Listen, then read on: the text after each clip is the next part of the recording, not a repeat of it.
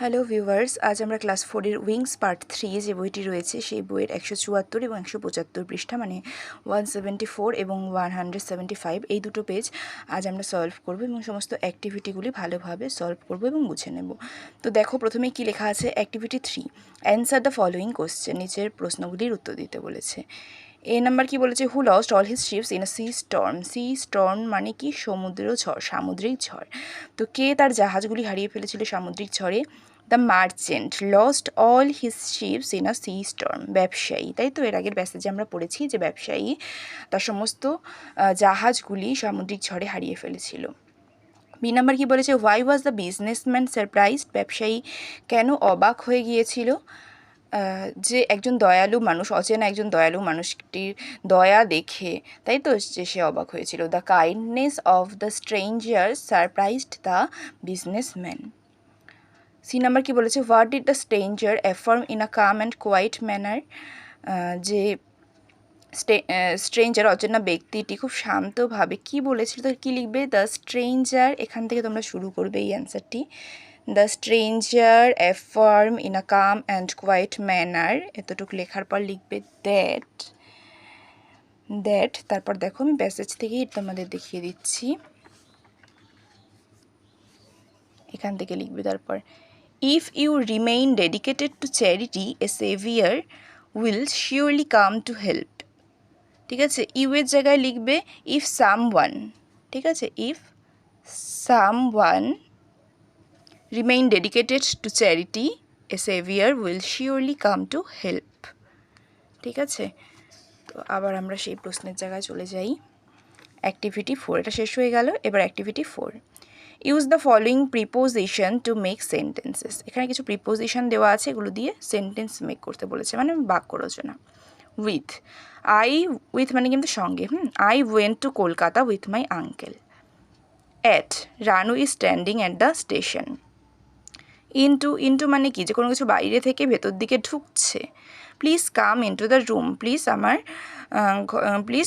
ঘরে প্রবেশ করো, আর কি বাইরে থেকে ভেতরে প্রবেশ করো। Once upon a time there lived a tiger, একদা এক সময় সেখানে একটা কি থাকতো, বাঘ থাকতো। From, Nitu has come from Delhi, Nitu Delhi থেকে এসেছে। অ্যাক্টিভিটি 5 কি বলেছে, fill in the blanks with the adjective given in the help box below. এখানে হেল্প বক্সে কিছু অ্যাডজেক্টিভ দেওয়া আছে, এগুলো দিয়ে ফাঁকা জায়গাগুলি ভরাট করতে বলেছে। I want a big cake for my birthday, আমি আমার জন্মদিনের জন্য একটা বড় কেক চাই। ঠিক আছে, বিগ বসবে এখানে। Would you like cold water, তোমার কি ঠান্ডা জল চাই, তুমি ঠান্ডা জল পছন্দ করবে? কোল্ড বসবে এখানে। I love to here sweet music, আমি মিষ্টি মিউজিক শুনতে ভালোবাসি। সুইট মানে মিষ্টি, এখানে সুইট বসবে। The cat ran after a little mouse, বিড়ালটি একটি ছোট ইঁদুরের পর পেছনে দৌড়চ্ছে, লিটল মাউস হবে। The strong man lost the wrestling match, শক্তিশালী মানুষটি কিন্তু কুস্তির ম্যাচে হেরে গিয়েছিল। ঠিক আছে, এখানে হবে স্ট্রং। এরপর আমরা পরের পৃষ্ঠায় চলে যাব।